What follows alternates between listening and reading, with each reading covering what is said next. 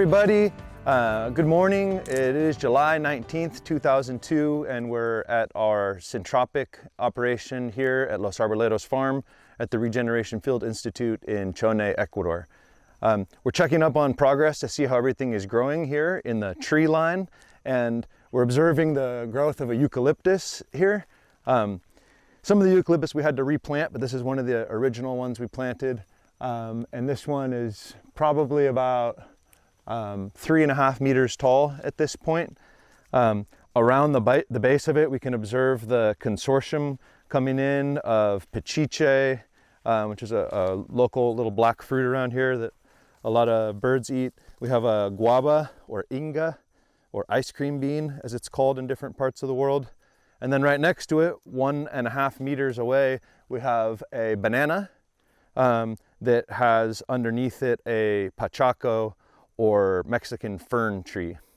In my last video, I miscalled the Mexican fern tree Mexican sunflower, which are actually these guys over here. So Mexican sunflower, these are growing in the alley, which is the 3-meter space between the tree row and what will in the future be the cacao row. So in between each tree row, which are spaced 6 meters apart, we have the cacao row. And right now the cacao has yucca, cassava, eucalyptus, and that is all being, with the yucca and other plants, prepared for the cacao planting in summer of 2023. As we go down a little more, we can see some pigeon peas. We're starting to talk about the pigeon peas, or the frijol de palo, which ones we want to leave to save for seeds for next year's planting in 2023. Replanting in here, and then also in the new Sintropic zone on the other side of the farm, which we'll show you here in just a minute. Hi, now we're over here in the new Sintropic area that we're preparing for planting in the coming rainy season, which will be December of this year going into January 2023. In this area, our starting point is a little bit different. You could say for our placenta 1 phase, which is the first phase of biomass accumulation in a Sintropic system, we already had this pasture grass growing. Not sure of the species, but it's a pretty prolific growing pasture grass. And so we chopped that down. This is an area where there had been 60 cows living from the corral right here that would come out every day and walk through this area to different pastures around the farm. So it was really trampled down, compacted clay.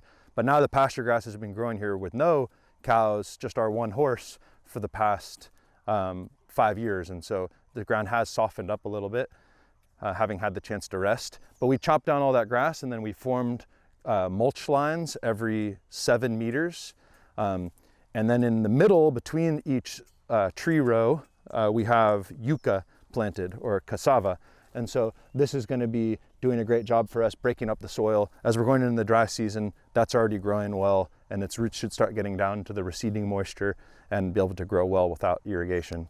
We're expecting the maintenance on this plot to be easier than on the first attempt that we made, because here what we have as the initial biomass is the grass. And so the grass makes a real thick layer, and nothing really grows underneath it. You have a lot of moisture under here though. You can see it's like a lot of stuff already starting to break down in there. It's really cool and moist under here. And so having such a thick layer of the grass will smother out the regrowth of the pasture and other weeds here. And then come next rainy season, we'll just open it up and open up spots for each consortium of seeds that we'll be planting in here, about every 75 centimeters. The area that has the yucca now, as this grass regrows, the next harvest of the grass will go onto the yucca row. And so that'll start to build up the biomass in that middle row, which in the future will be the cacao row. So we're happy with progress here so far. There's Dixon and Darwin doing a cleaning of the yucca, just making sure that there's no weeds competing with it. It's important to keep the yucca pretty clean at the start of its life.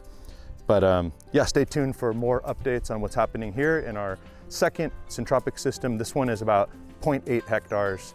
And so it'll be great for you to stay tuned and see how this progresses. Overall, really happy with how things are going. We've been adding some supplementary biomass on the other side, cut from prune trees that we have in the perimeter around the plot. And so we'll be gone for a couple months, but Luis, our awesome videographer, will come by here periodically over the coming months as we get into the dry season to film and offer more updates. So thanks for checking in on our progress, and we look forward to keep you updated on how things are going.